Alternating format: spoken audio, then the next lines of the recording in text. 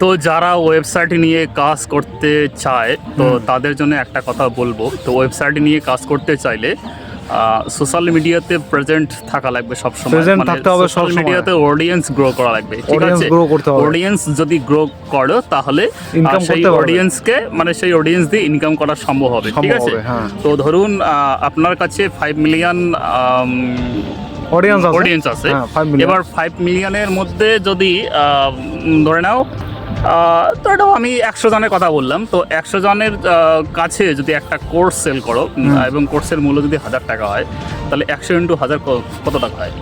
100 into 1000 guys তোমরা করে নাও এটা, ঠিক আছে? এটা আমরা করবো না, ওটা তোমরা একটু আইডিয়া করে নাও কত হতে পারে আর কি, ঠিক আছে? আচ্ছা। তো এরকম ইনকাম হয় কিন্তু ওয়েবসাইট থেকে। আর যারা তোমাদের আইডিয়া নেয় যে ওয়েবসাইট থেকে কত ইনকাম করা যেতে পারে অনলাইন থেকে, ঠিক আছে, তোমরা এখনও ভাই অনেকটা পিছিয়ে আসো, ঠিক আছে? অনেকটা দুর্বল অবস্থায় আছো, কারণ তোমাদের মধ্যে যখন নলেজ থাকবে তখন কিন্তু তোমরা আর্নিং করতে পারবে, ঠিক আছে?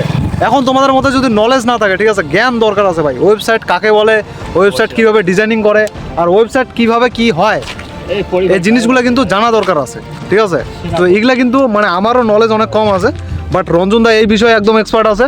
তো আমাদের এক্সপার্ট একদম নিরাপড়া থেকে একমাত্র একমাত্র ওয়েবসাইটে কাজ করে, বাকি 90% মানুষের কোনো নলেজ নাই ওয়েবসাইট নিয়ে, ঠিক আছে? তো আমি এরকম টপিক নিয়ে আরও ডিসকাস করবো, আরও ভিডিও বানাবো।